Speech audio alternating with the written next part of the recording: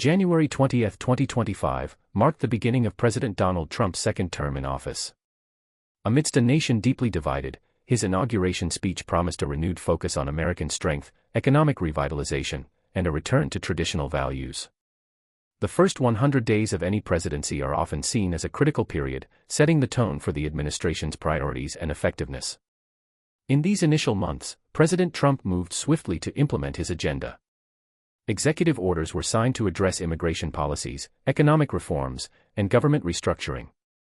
The administration emphasized a tough stance on border security, the introduction of new tariffs aimed at protecting American industries, and efforts to reduce federal bureaucracy. However, these actions were met with both support and criticism. Supporters praised the decisive moves as necessary corrections to previous administration's policies, while critics raised concerns about the potential economic repercussions and the impact on international relations. As we delve into the specifics of these policies and their implications, it's essential to understand the broader context in which they were enacted. The following sections will explore the economic strategies, immigration reforms, foreign policy shifts, and public reactions that have defined the early days of President Trump's second term. In the first 100 days of President Donald Trump's second term, the administration has aggressively pursued an America First economic agenda. Key initiatives include the implementation of high tariffs on imported goods, particularly from China, aimed at protecting domestic industries and reducing trade deficits. These tariffs, however, have led to increased costs for American consumers and businesses. A Reuters Ipsos poll indicates that public approval of Trump's economic management has dropped to 36%, the lowest during his current or past term, with disapproval climbing to 56%. Concerns over a potential recession triggered by the global trade war and high tariffs are mounting. Inflation remains a significant concern, with 59% of respondents disapproving of Trump's performance on controlling the cost of living. The University of Michigan's Consumer Expectations Index recorded a 32% decline since January 2025, the steepest three-month drop since the 1990 recession. Despite these challenges, the administration highlights job creation as a success, reporting the addition of 345,000 jobs since taking office in January. Notably, 188,000 of these were in non-government and government-adjacent sectors, marking a shift from the previous administration's job growth patterns. However, the broader economic picture remains mixed. While some sectors have experienced growth, others are grappling with the repercussions of trade policies and market instability. The administration's focus on deregulation and tax reforms aims to stimulate investment, but critics argue that these measures disproportionately benefit the wealthy and may not address underlying economic disparities. Public sentiment reflects this complexity. Nearly half of Americans give President Trump a failing grade for his presidency so far, with near-record low approval ratings at this point in the job. As the administration continues to navigate these economic challenges, the coming months will be critical in determining the effectiveness of its policies and their impact on the American economy. President Trump proudly proclaims that his administration has achieved more in 100 days than most do in multiple years. He touts the success of his economic policies, particularly the implementation of 25% auto import tariffs, asserting that these measures will boost American manufacturing jobs. However, the reality on the ground tells a different story. According to a Reuters Ipsos poll, public approval of Trump's economic management has dropped to 36%, with disapproval climbing to 56%.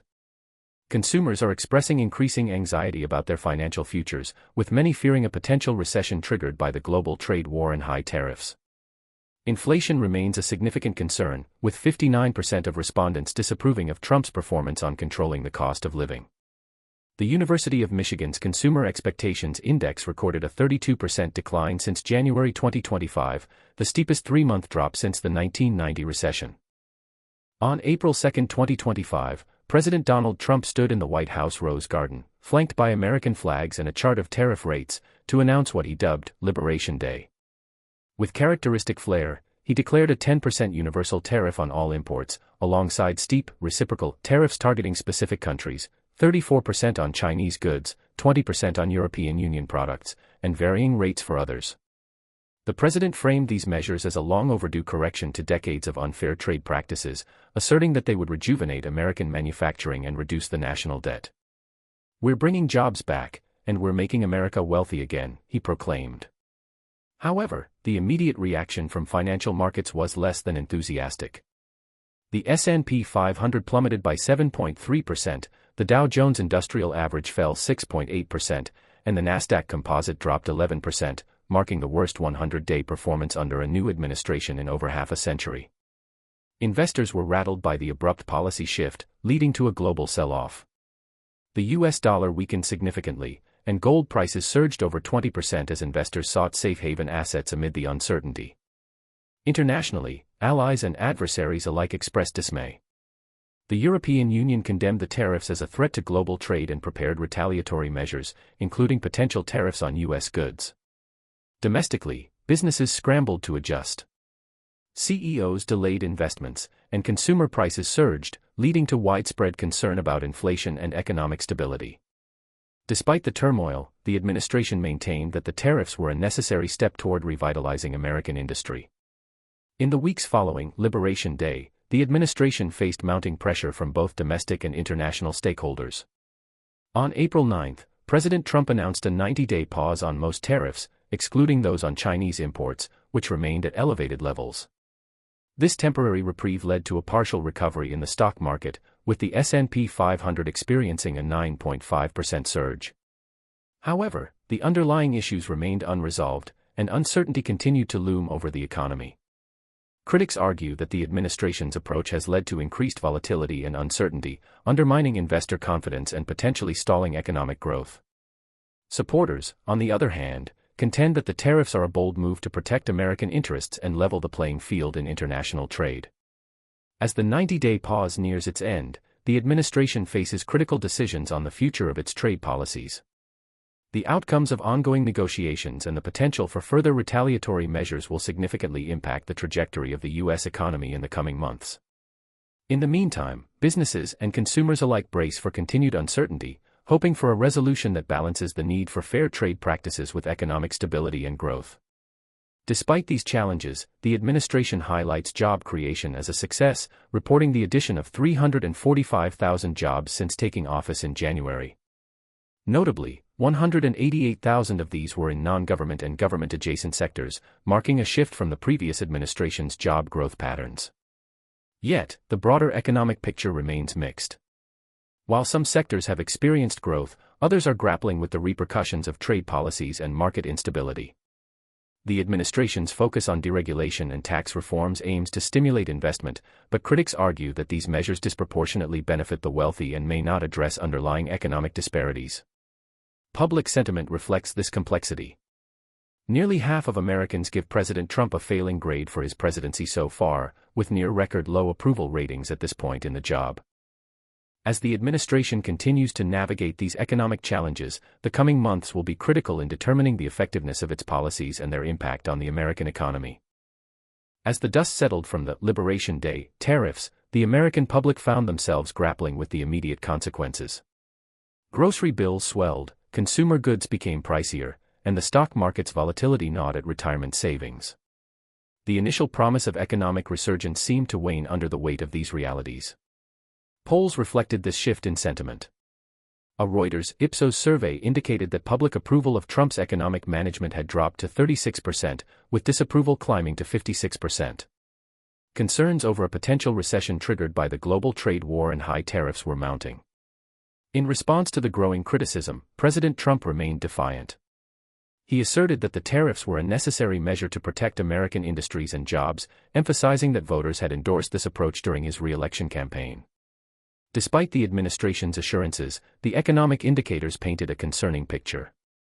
The U.S. economy contracted by 0.3% in Q1 2025, marking its first decline since early 2022. Imports surged as businesses rushed to beat impending tariffs, leading to a record trade deficit in March. Retailers and consumers alike felt the pinch. Major U.S. retailers, including Walmart and Target, reportedly resumed shipments from China despite ongoing tariff negotiations, choosing to cover the steep 145% tariffs imposed by the administration. This move aimed to prevent empty shelves and maintain inventory levels, but the broader economic effects remained uncertain. As the administration continued to navigate these economic challenges, the public's patience wore thin. Protests erupted across the nation, with citizens expressing frustration over rising costs and economic instability. the initial optimism that accompanied the Liberation Day announcement had given way to skepticism and concern. In the face of mounting discontent, the administration stood firm, reiterating its commitment to reshaping America's trade relationships. However, as the 100-day mark passed, the question lingered: at what cost would this economic liberation come? As President Trump unveiled his Liberation Day tariffs, the international community responded with a mix of disbelief, frustration, and swift retaliation. Allies and adversaries alike found themselves grappling with the sudden shift in U.S. trade policy, leading to a cascade of economic and diplomatic consequences. In Europe, leaders expressed deep concern over the potential ramifications of the tariffs. European Commission President Ursula von der Leyen described the move as a major blow to the world economy, warning that it would trigger uncertainty and further protectionism, with dire consequences for millions. Global Germany, the economic powerhouse of the EU, saw its growth forecast slashed to zero, with the sentiment index dropping to a low of 93.6 in March, reflecting widespread economic pessimism. China, facing a 145% tariff on its exports to the U.S., responded with a 125% tariff on American goods. The Chinese government released an AI-generated propaganda video depicting a decaying America, urging the world to isolate the U.S. and resist its bullying tactics. The global economic impact was swift and severe. Markets reeled, with the S&P 500 experiencing significant declines, and the U.S. dollar facing its worst monthly performance since November 2022. Amid the turmoil, veteran investor Mark Mobius shifted 95% of his fund's assets into cash, citing the escalating trade tensions and predicting a potential global recession. As the international community grappled with the fallout, the question remained: could the U.S. navigate the storm it had unleashed, or would the Liberation Day tariffs mark the beginning of a new era of economic isolation? As President Trump's administration marks its 100th day, the domestic political landscape is fraught with tension and division. The aggressive implementation of tariffs, sweeping policy changes, and a confrontational approach to governance have elicited a wide range of reactions from the American public and political figures alike. Public opinion polls reflect a nation grappling with uncertainty. According to a recent Reuters Ipsos survey, only 42% of Americans approve of President Trump's performance, while 53% disapprove. Concerns over the economy and immigration policies are particularly pronounced, with many citizens expressing apprehension about the direction of the country. The administration's tariff policies have been a focal point of criticism. A Washington Post-ABC News Ipsos poll indicates that 64% of Americans disapprove of the president's handling of tariffs, citing fears of inflation and economic instability.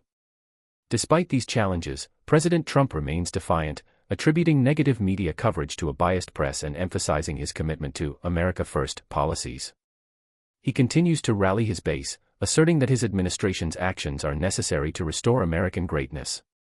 As the nation navigates the complexities of this administration's early days, the political divide deepens. Supporters laud the president's boldness, while critics warn of the long-term consequences of his policies. The coming months will be pivotal in determining the trajectory of the Trump presidency and its impact on the American political landscape. In the wake of the first 100 days, the Trump administration entered what aides optimistically dubbed the Reconstruction phase. According to leaked memos, this new stage would focus on healing the economy through more tariffs, uniting the nation through stronger border fences, and of course, restoring confidence by tweeting harder. Republican lawmakers, who had spent much of the early months alternating between applause and whiplash, now began suggesting that perhaps, just maybe, America needed a Plan B. Senator McBluster of Florida called for a tariff on all countries not named America, while Senator Sally Strongarms proposed a bill titled Make Groceries Affordable Again Act, which would somehow lower food prices by banning avocados from California. Meanwhile, in homes across the country, Americans made tough decisions, choosing between gasoline or groceries, rent or ramen. Inflation hadn't just hit, it had moved in, raided the fridge, and renamed the dog. The Fed, caught between political pressure and economic chaos, held a press conference where Chairman Jerome Powell sighed audibly for 4 minutes straight, before muttering, "Good luck," and walking off stage. Even corporate America started to crack. A viral video showed the CEO of Walmart sobbing into a receipt while whispering, "It used to be rollback prices." Apple announced a new iPhone that costs $4,999, but now comes with a free coupon for bread and eggs. And then there was Trump himself, undeterred, unbothered, unfact-checked. He took to Truth Social, formerly known as Twitter before it fled the country, posting in all caps. America is winning so much, even the losers are winning. Tariffs equals freedom.